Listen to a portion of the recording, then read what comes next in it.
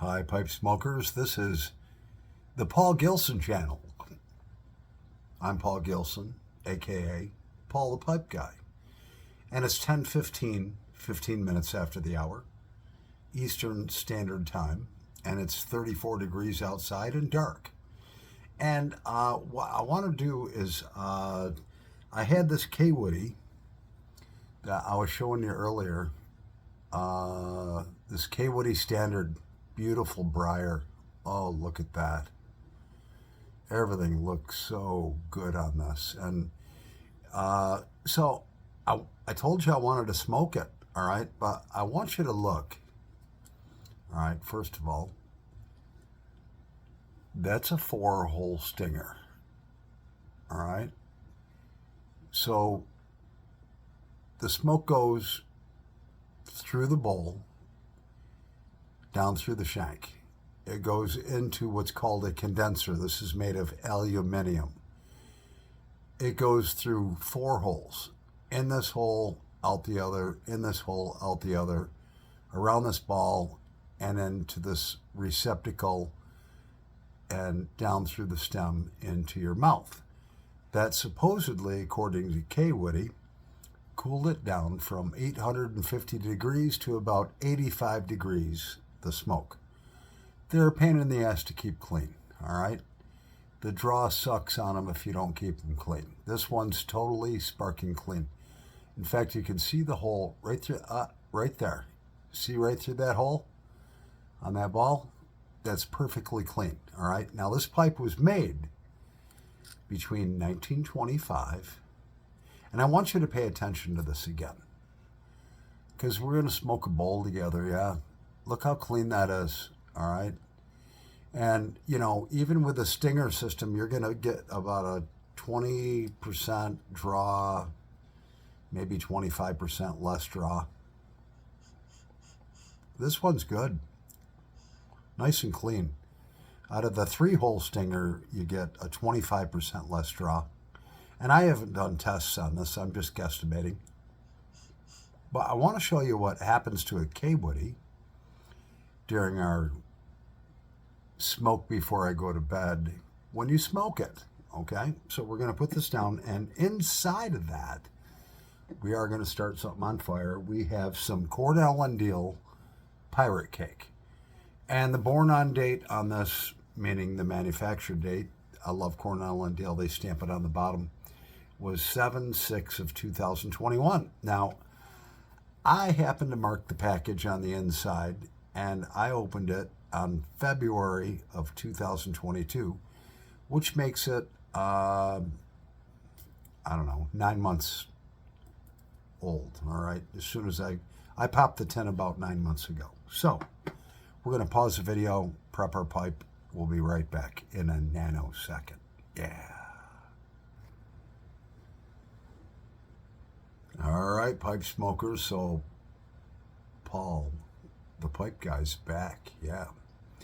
And I did shave. Yeah. I did shave. So let's set this bowl on fire.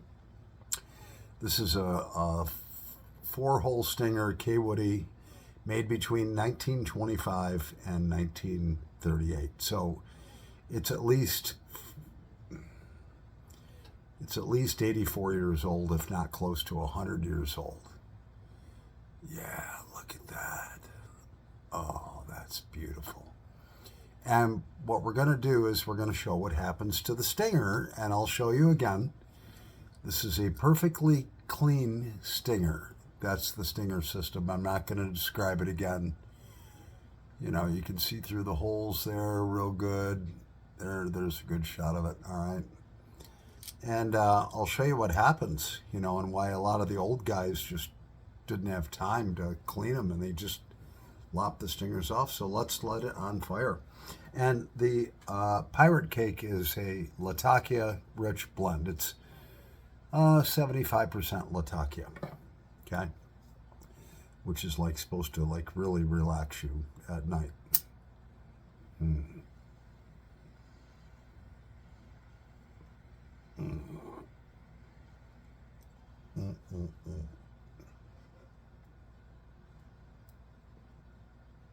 Oh.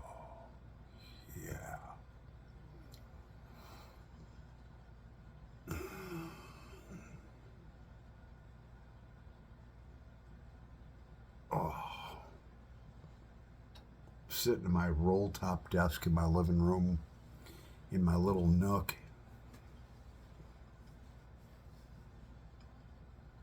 I know this is still lit, but that tobacco rose up pretty good. We're going to tamper down a little bit here. And that was our char light, and we're going for the gold. We got a beautiful candle lit in here. Mm.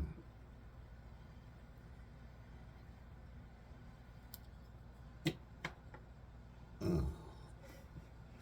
Oh, that's good. Speaking of candles,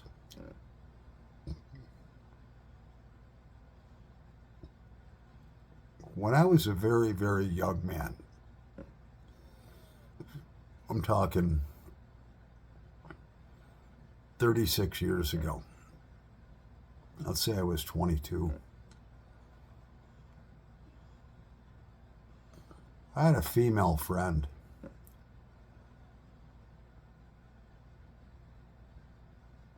And I think she was 47 years old, which would have put her 25 years my senior. But she was still young and beautiful at 47. That's like almost 11 years younger than I am now. I mean, and being a 22-year-old young man, you know, she was 25 years my senior, but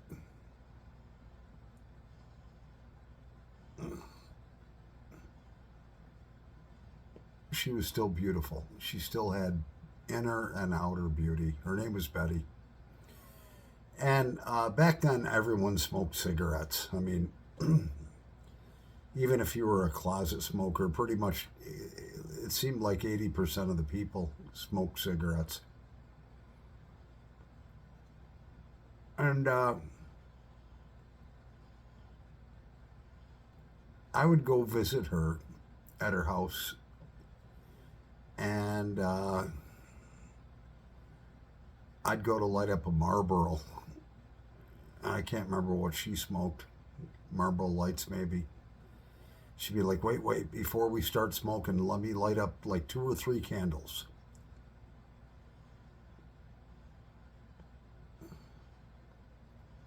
And back then, that was before the cigarette, no smoking, you can't smoke here, you can't smoke there laws.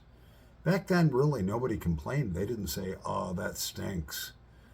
But what she did is she lit these candles up throughout the living room where we were enjoying a cigarette after we may or may not have had some fun. And I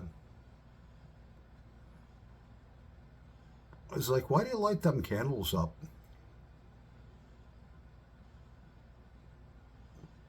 She says, well, number one, it's kind of romantic.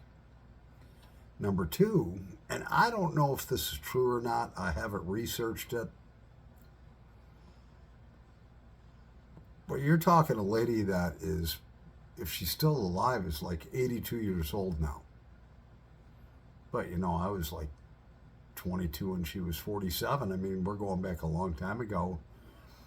And a 47-year-old woman can be very beautiful. And she was. Oh, that indeed she was.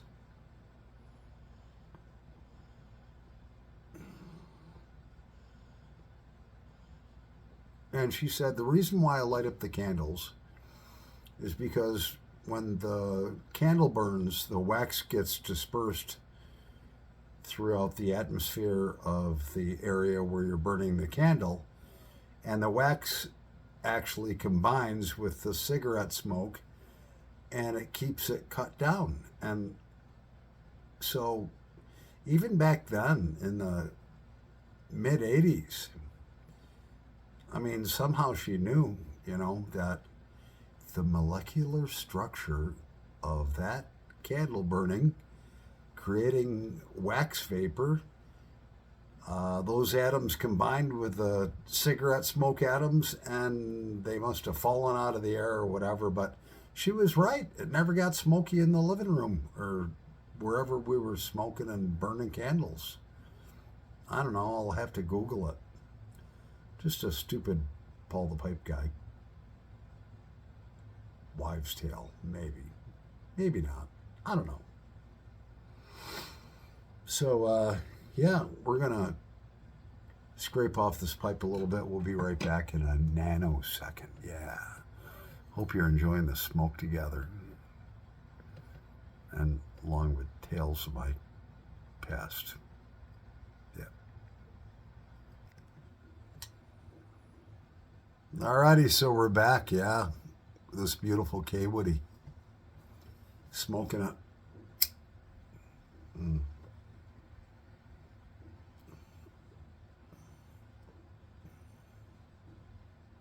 Mm.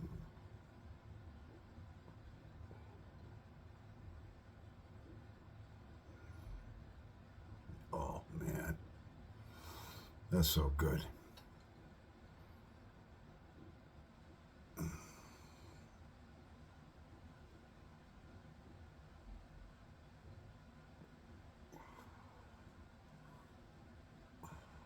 Oh, yeah. Oh, that Latakia just like tones you right down.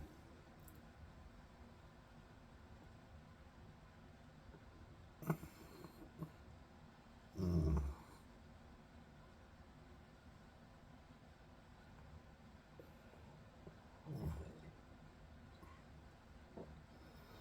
And that almost 100-year-old Kaywoodie,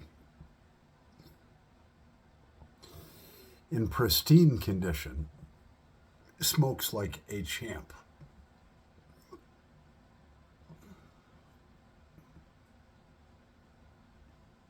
Mm.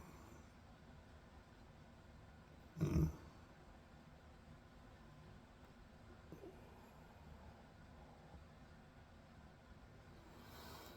Oh, yeah. It's about 20 minutes to 11, almost time for bed. Perfect timing. Mm.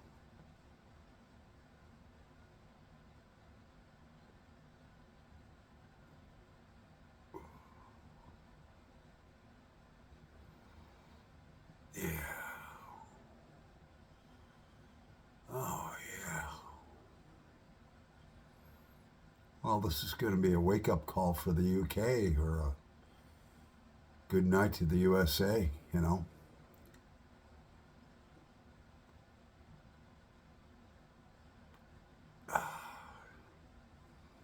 Now, this pipe was cleaned and sanitized, so it doesn't have a lot of cake buildup. She's warming up a little bit. We're going to let her cool down just a little bit because she's getting a little hot. Yeah. We'll be right back.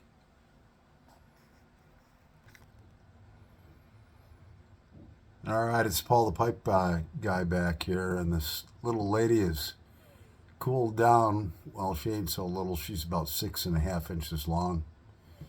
Is possibly, well, it's 84 to 100 years old, you know. So we're going to start her back up. When I bought this pipe, it was cleaned and sanitized and reamed out. And if you don't build up carbon buildup inside of the bowl, the carbon buildup, called cake, insulates the bowl. You got to smoke them gently. You got to break them in until you get that carbon buildup about maybe 3 or 4 millimeters thick, and that insulates the bowl. You don't want to overheat the bowl ever. I mean, I've seen them crack. I've cracked them myself, you know. Mm.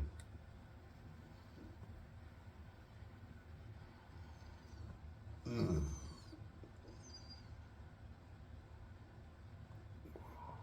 Oh, yeah. Nice, cool smoke.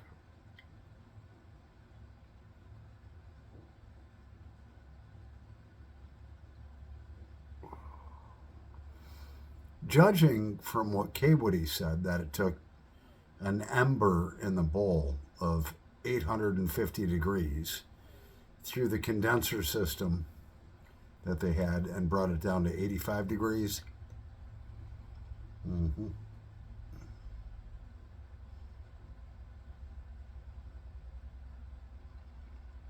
It feels like, I mean, I'm puffing on this like a freight train, but my body temperature is at 98.6.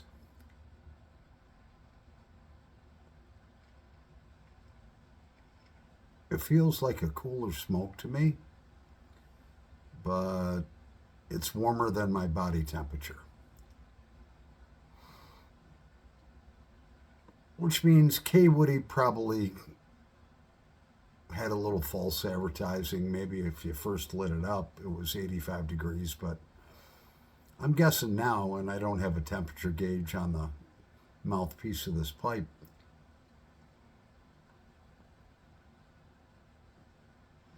The stinger system is doing its job.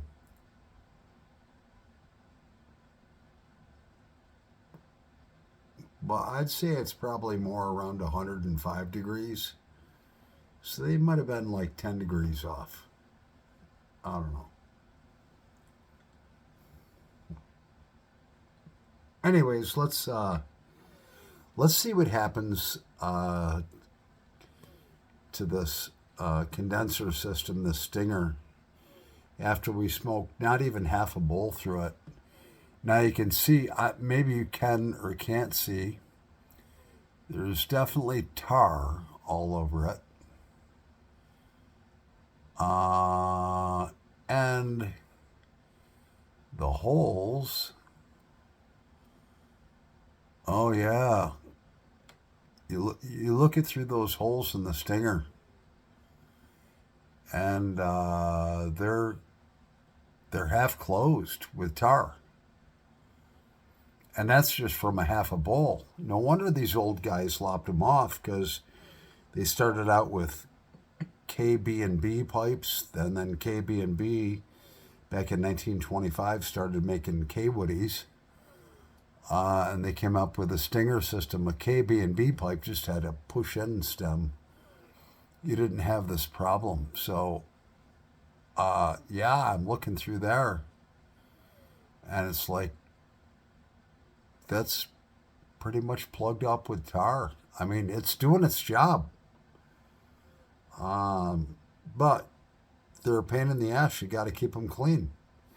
So you take a toothpick and put it through the holes, clean all that stuff out. I mean, like I said, it's no matter wonder why a lot of old guys, they love the briar. The briar's like phenomenal. Look at that briar. That briar's like Class A. But that stinger system serves a purpose. You can see the tar all over it.